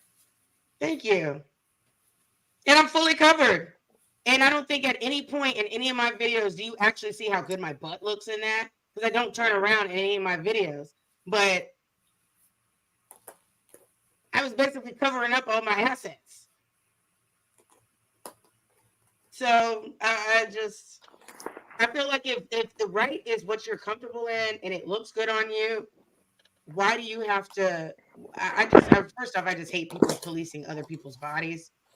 But Shar, do you believe that the right side is more popular than the left when it comes to social media Not and at all. views and clicks? Good. I'm glad that we're all Most on the same most page. a lot of content creators or cosplayers I follow do the original cosplays, fully clothed, everything. They get way more views than someone who's, depending. Someone who is like the other side does get a lot of views too, but you can't you can't measure it on just the cosplay. It's the person, how they their fan base, the costume, all that stuff comes into play. Mm-hmm. So I've seen both get the same amount of likes before. I have as well. Mm-hmm. So, Real Tunes, see what you did there. Thanks for the conversation. That's what I'm gonna say. Thanks for us having the dialogue. But we saw what you did there with this post. So, alrighty, everybody. That is our show. We talked about clout chasing with cosplay in the Blerd community, and we also reviewed the Netflix anime Blue Eyed Samurai. Be sure to check that out. We loved that. And it is rare that we give this high of ratings on shows, to be honest, especially when they come from Netflix compared to like regular anime. I think this is our highest rated that we've done for Netflix review. anime. Oh yeah, absolutely. Definitely for Netflix, I can tell you that. So be sure to check that out if you're interested, if you like samurai and stuff. 8 episodes, 40 plus minutes a piece, somewhere between 40 and 48 minutes a piece. And everybody, we also now have a Discord. So if you're interested in that, be sure to check out our Facebook page at Waifu Views. And within 24 hours of liking and following us, actually, I think I'm gonna knock that because our view count has changed a bit since our spooky season, and so it's harder to keep up with a little bit. So I'm gonna probably make a post later this week and ask anybody that wants access to the Discord. If they want it, we will send you the link and you can have fun with us. We're going to eventually start doing some gaming streams together and all that fun stuff, but we're also going to have watch parties and networking and little exclusives and stuff like that. And yeah, everybody, let them know who you are, what you got going on, and where they can find you. All right. As before, I am Aisha Morgan. You can find me at Aisha Morgan on Facebook, everywhere else, whether it be TikTok, Twitch, Instagram, that thing formerly known as Twitter, it would be sunkissed_waifu. And I am Honey Shy. I go by a shot of honey on all platforms. That's Instagram, Twitter, Twitch, TikTok, and Facebook. Yeah, make sure you guys check me out on Twitch and like some of my stuff on Facebook because I am monetized. I'm trying to get a new computer. All right. So yeah, I'm a shot of honey, like a jar of honey, only sweeter. Yeah. Boop, boop, boop, boop. Oh, we got a good night. Oh, sorry. Because you were like this. I was like, okay. And I am Ebony Moonbeam. You can find me at Ebony_Moonbeam on TikTok because I be cosplaying. Instagram, Facebook. Facebook, I'm under. You can find me at Ebony_Moonbeam. Cosplay for the cosplay page. And if you like and you want to, you can check me out at Ashley Hughes because I'm trying to get that fully monetized as well. So come over there and help a sister out. But you can also find us at Waifu Views on TikTok, on Instagram, on Facebook, and on YouTube. And yeah. Oh, and I think we all have Twitches and stuff. So at some point I'll be gaming and I'll come and join the gamer girls. I'm coming at some point. We'll see. Also, just to give you guys a heads up, something to look forward to, we will be doing some holiday cosplays at some point for the show and stuff like that. So be on the lookout for all of those on all our platforms, not just the show, but on the platforms that we all listed individually because we are cosplayers and we're going to be doing some looks and stuff. So thank you for joining us. We'll be here next Sunday, same time, same place. And we thank you guys for spending the evening with us. Have a good night. good night.